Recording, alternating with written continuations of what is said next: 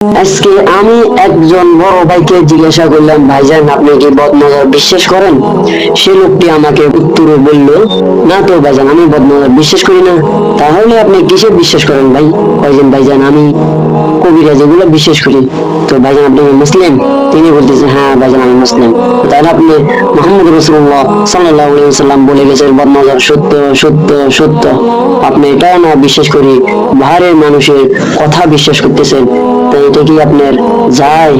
বলেন তো ভাইজান, একটা মানুষে আহার করতেছে সুন্দরভাবে, আপনি তাকে যাই বলতেছেন এটা কি তার ফ্যাট না ডোল, অথচ সে ভারী কাজ করতেছে, কিছুটা খানা খাইতেছে, আপনি যাই বললেন হাই সে এত খানা কিভাবে খায়, এই কথাটার কারণে আপনার তার নজর লাগতে পারে, ফ্যাট খারাপ হইতে পারে, কত শরীর খারাপ হইতে পারে। আপনি কি এটা জানেন? কারণ মোহাম্মদ রাসূলুল্লাহ সাল্লাল্লাহু আলাইহি ওয়াসাল্লাম বলে গেছেন বদনজর সত্য।